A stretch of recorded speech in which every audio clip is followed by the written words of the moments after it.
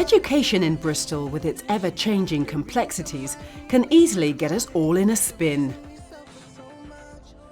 With a new demography, the need for a greater understanding of cultural, religious and diverse issues becomes critical. To actually attend a gathering. At this Islamic fair at Eastville Park, everyone is welcome.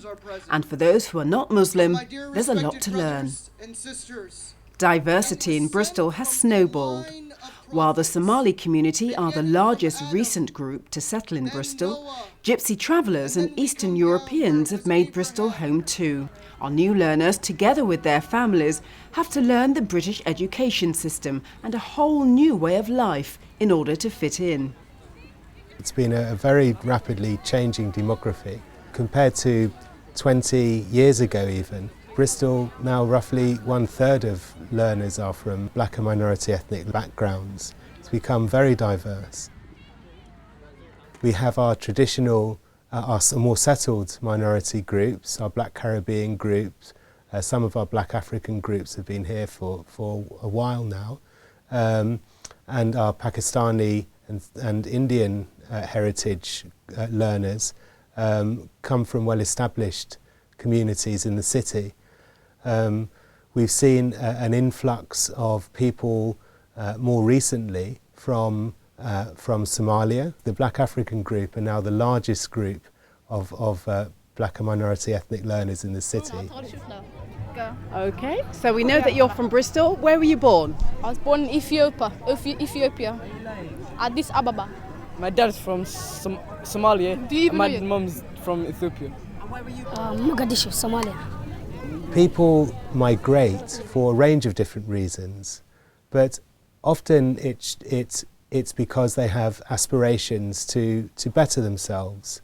Sometimes it might be to move from a situation of conflict, and many of our Somali learners will have experienced different kinds of disadvantage and trauma.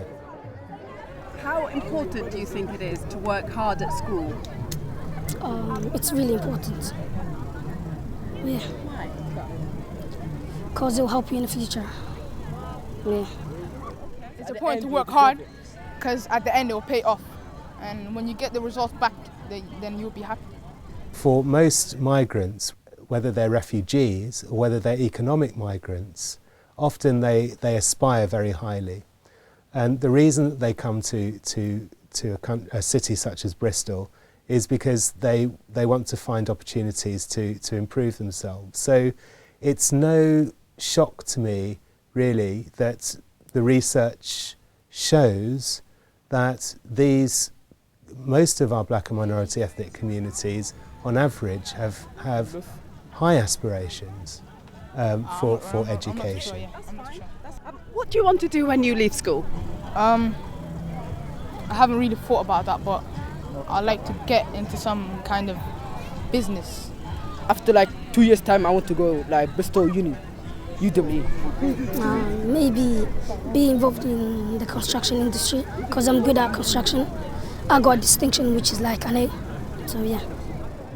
However, there is an issue with whether teachers fully appreciate the importance of understanding cultural difference. Nearly 1/3 of our learners are global majority learners, but actually only less than 5% of our teachers are from global majority backgrounds. Considering the amount of black students and ethnic students we have in Bristol, I think looking at the population of teachers, the kind of backgrounds they come from, lots of them have never had any experiences with black people, in a kind of, even on a social setting.